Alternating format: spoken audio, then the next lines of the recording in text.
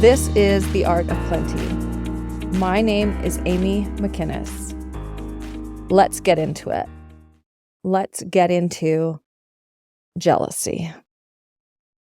Now, I got to just put this out there. Jealousy is one of those emotions that doesn't really have an upswing.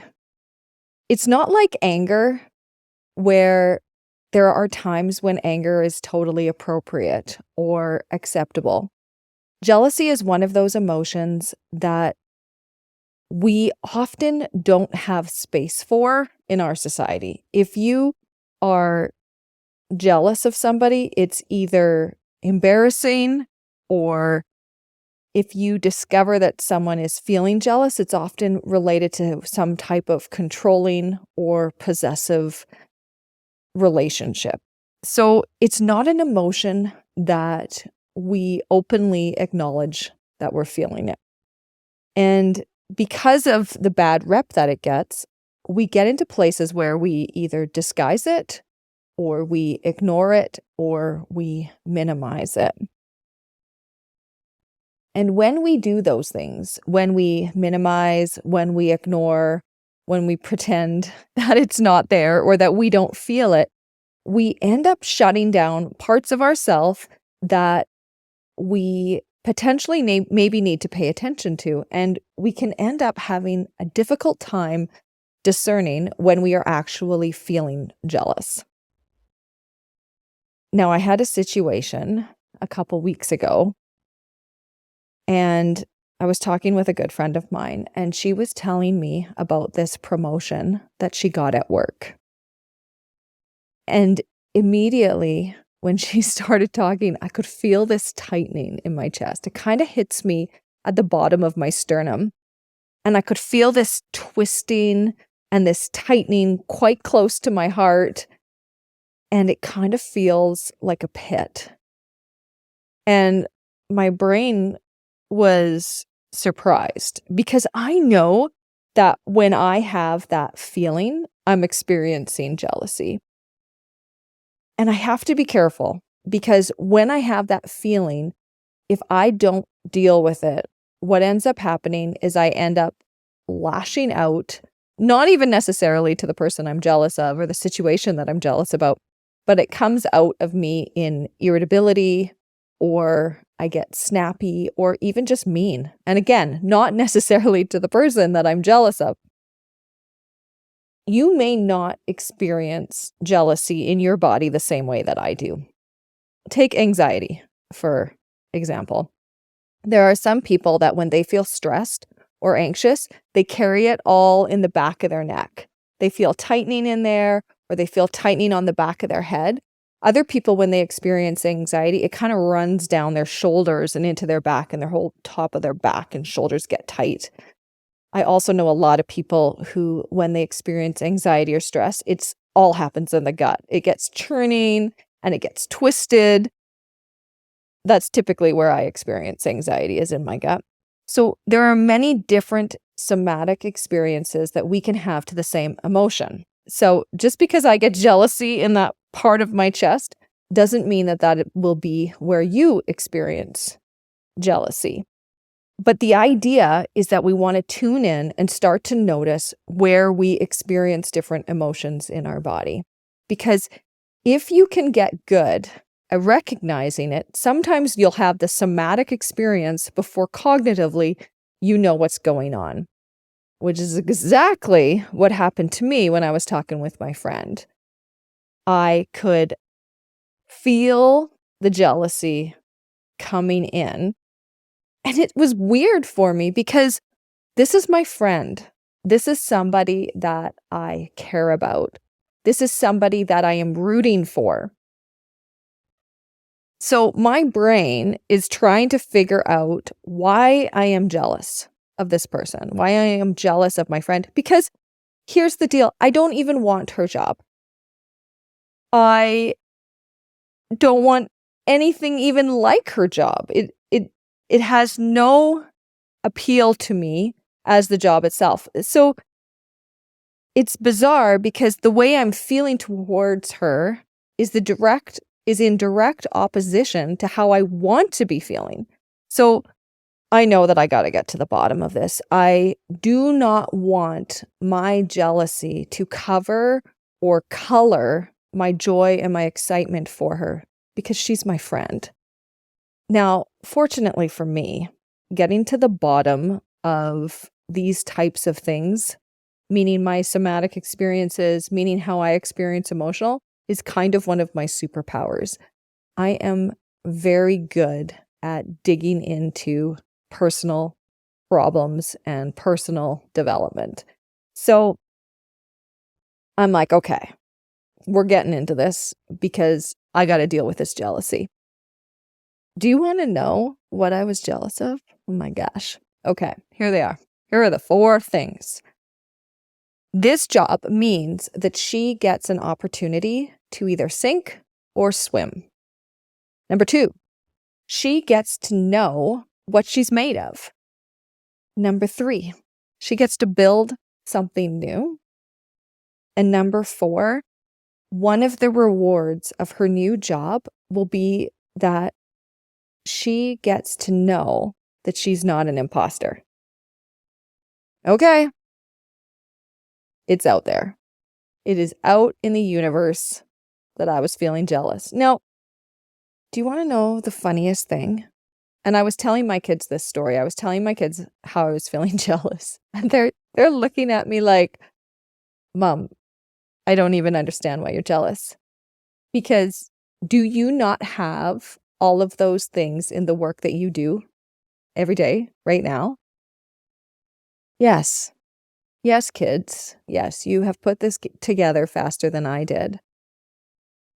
And that's the thing that's funny about this emotion is here I am feeling jealous about something that I already have. Now, if I had not looked closely at why I was actually feeling that way, if I had just tried to push it down, if I had just tried to ignore it or explain it away, I would have missed out on the opportunity of realizing that I have nothing to actually be jealous about.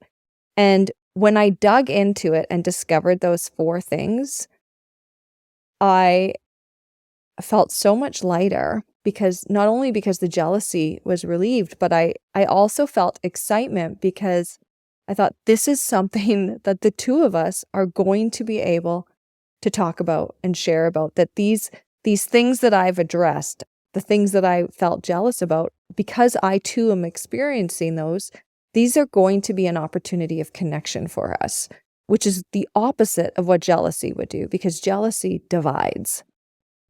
Now, I've kind of outlined why I wanted to deal with my jealousy there, because I didn't want it to color my joy for her or impact my relationship negatively. But there's more reasons than just that to get to the bottom of jealousy. When we are jealous of others, it's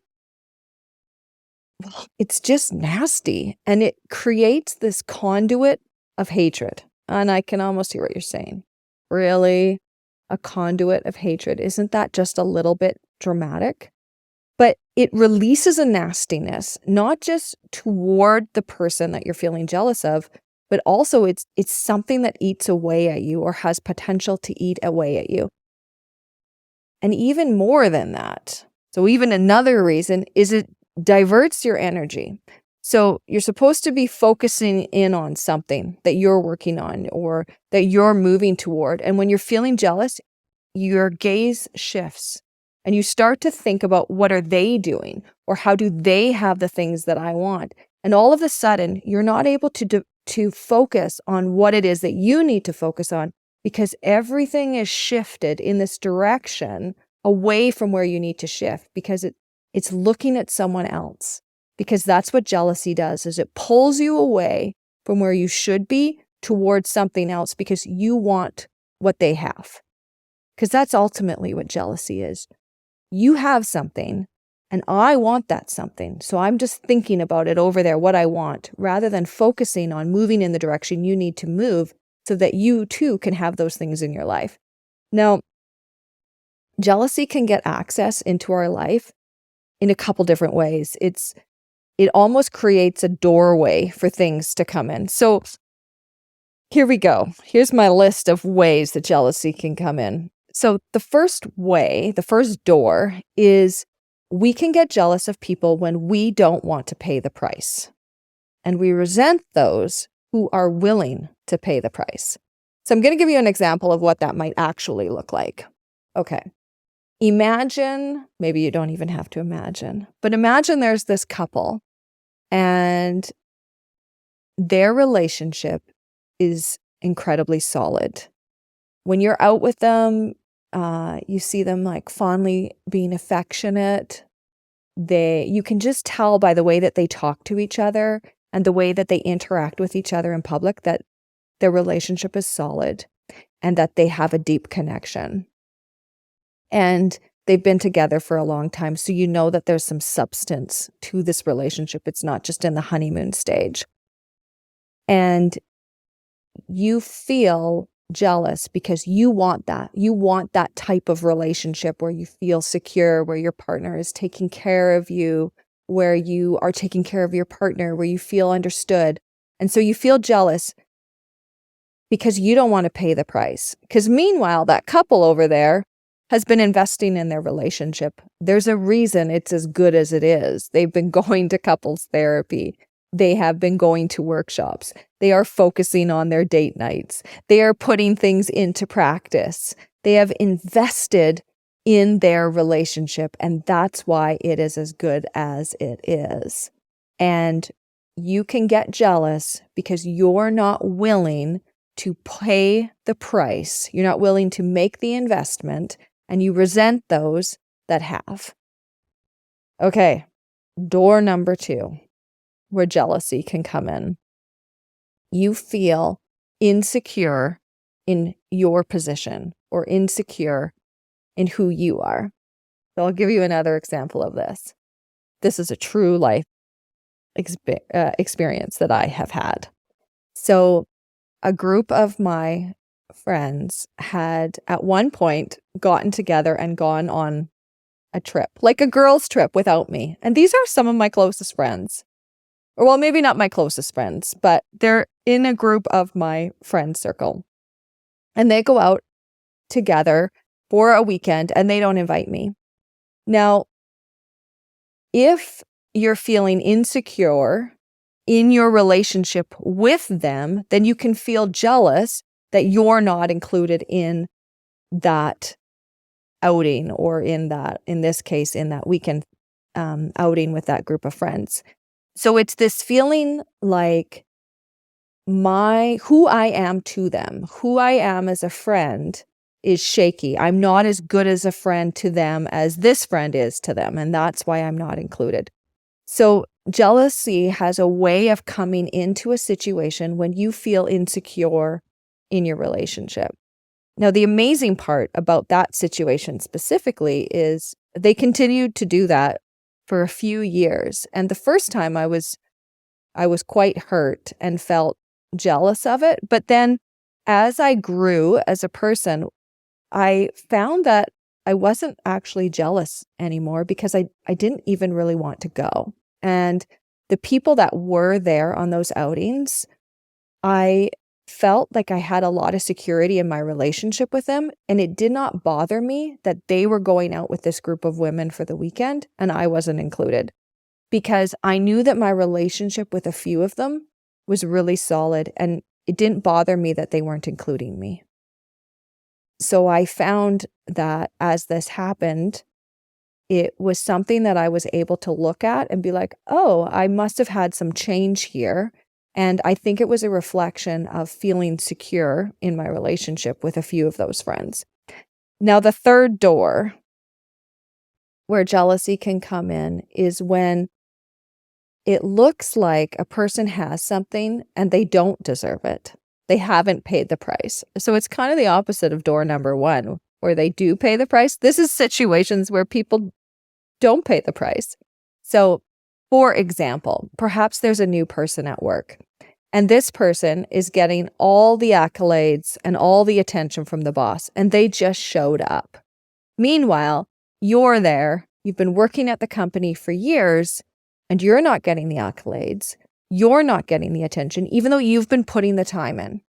And this new person shows up and they get it all right from the get-go, without the work, without the energy that you feel like you've put in. So that is another situation where you could feel jealous of it and you don't think that they deserve that. Which is ultimately where jealousy is based. It's this idea of entitlement. It's this idea of, well, I'm entitled to that attention from the boss. Well, I'm entitled to having that quality of a relationship. I deserve that relationship, even if you haven't put the effort in. Or I deserve to be appreciated by my friends and included in whatever they're doing, even if you don't necessarily have the security of that friendship. So jealousy comes in when we feel entitled to things, or there's a sense that we're displaced. Either we are being displaced, we think we might be displaced, or we currently feel like there is displacement happening. And the reason why that entitlement and displacement hits us hard is because it's a core thing. It has to do with our identity. It has to do with who we are. And I think maybe that's why I experienced jealousy kind of in the bottom of my sternum, because when I think about who I am as a person, when I think about my spirit or my soul, that's kind of where it's located in my mind. That's where I envision it, is that it's like seated here. So I think that that's perhaps why I have that somatic experience of jealousy.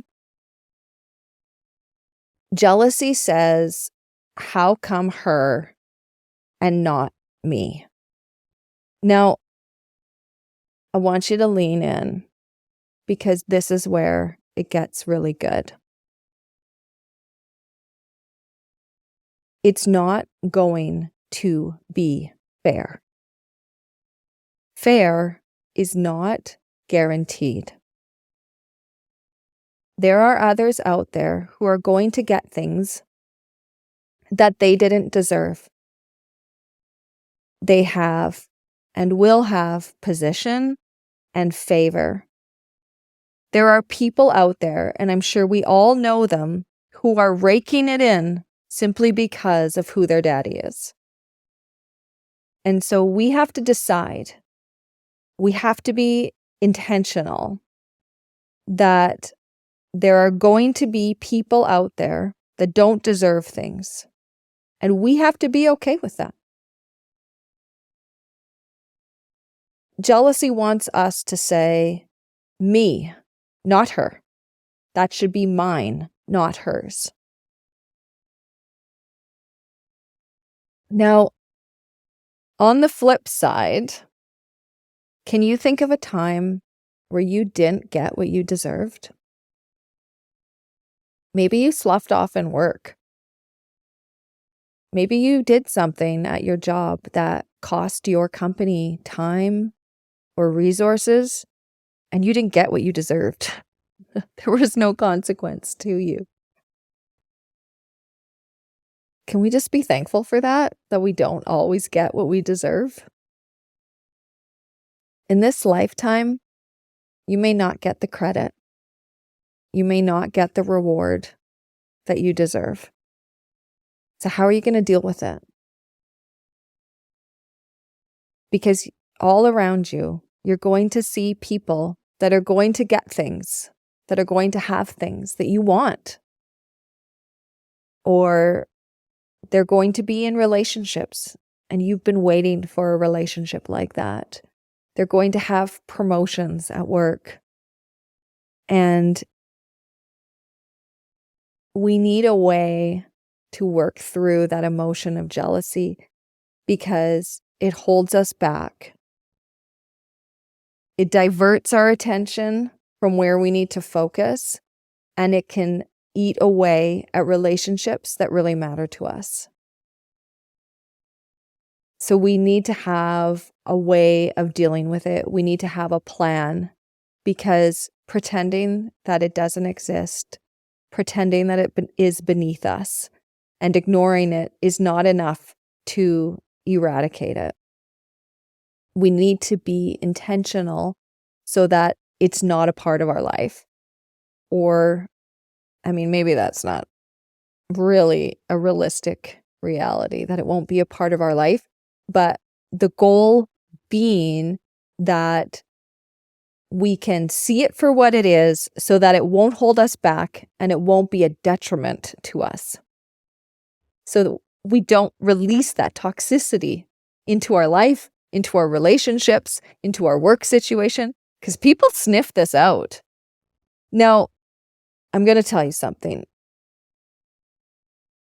If you start to notice jealousy because you're like, okay, I'm going to look for this in my life. I'm going to see what's going on. You might find that it's ubiquitous, that it's like buying a new car or buying a used car that's new to you. So you get a Civic and you start driving it, and everywhere you look, all you see are Civics.